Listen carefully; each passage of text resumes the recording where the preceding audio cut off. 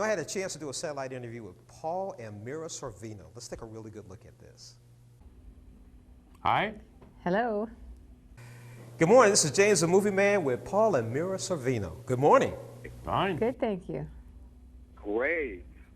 Paul, when did you find out you had diabetes? Went to the doctor for an unrelated incident, took a blood test, and came back and said, "You've got blood sugar of 430.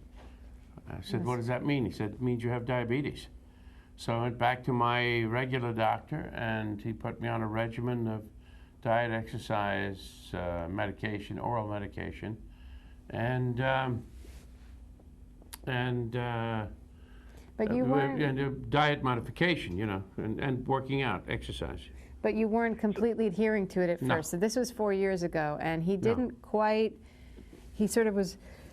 Excuse me. Bless you. Wishing it away a little bit, and he wasn't really informing us about the real problems that he was having. He was going, "Oh yeah, no, maybe a little diabetes, but nothing much, you know, kind of thing."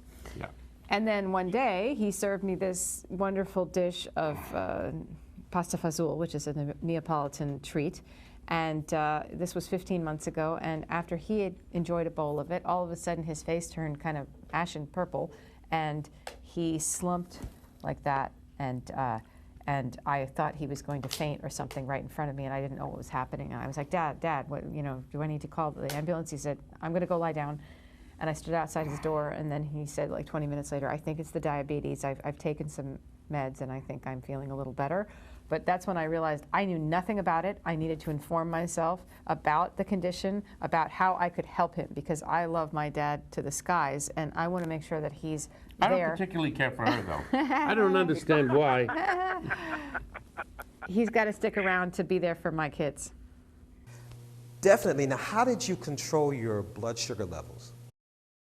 Well, I do it by using something called a Lanta Solo Star insulin pen. I take a shot in the morning, and that seems to keep me on more of an even keel than just the oral meds. And I watch my diet very carefully, and I exercise. I play tennis 3 times a week. And you find, like I used to eat sugary desserts and things like that. Yeah, I just don't do it anymore. You find that life can be just as happy without eating those kind of things, which are bad for your overall health, not just if you have diabetes. So, ogni male non viene per nocere. Not every ill comes to destroy you, they say in Italy. This has made me healthier and happier. You know, sometimes makes you stronger. Myra, how do you help your dad with these lifestyle changes? Well, you know, a lot of Italian-American culture is all about food and family gathering together weekly, bi-weekly, every other day to eat together and to talk and share things. And it used to be all about like gigantic helpings of somewhat high calorie and high fat and high carb food. And now Still is. But it's gigantic helpings of salad. Yes, I make salad that ain't Manhattan, and You I go on present it to safari. You Dad. go on safari. You got to wear a pith helmet to eat this salad. But you know what? Last time you said it was really good. It was You very did. good. You said this Well, is you're a really great good cook. It salad. was very good. So you know, I've been experimenting with. I use truffle oil and berries and nuts and little bits of cheese and things to make it interesting, so it doesn't feel like okay, eat your greens now, Dad.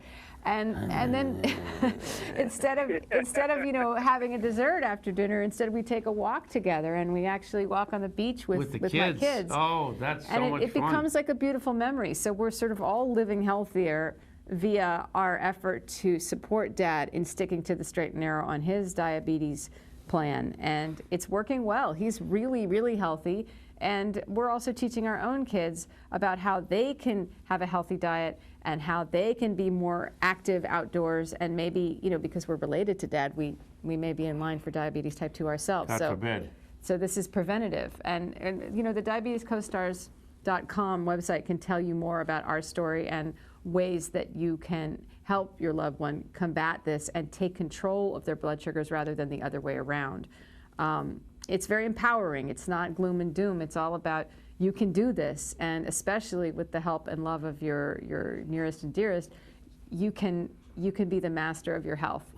And it's all proactive and not like victim-like, waiting for something to happen and then reacting. No, it's like saying, no, I'm going to become healthier now, and I'm not going to let this defeat me. You know what I love about this, Mira, is the fact that you're helping your dad through all of this. Yeah, well, he's helped me my whole life, so it's time to return the favor. At least there's something I can help him on. He knows how to do everything, so I can't teach him anything, but at least I can help him. I can say, Dad, why don't you get that one? I don't know about that. Is that menu? You know, we're at a restaurant and he'll be choosing items, and you know, if something doesn't look the healthiest, I'll be maybe the other thing, maybe the fish. Yeah. What's that website again? DiabetesCostars.com. Thank you again, Paul and Mira Sorvino.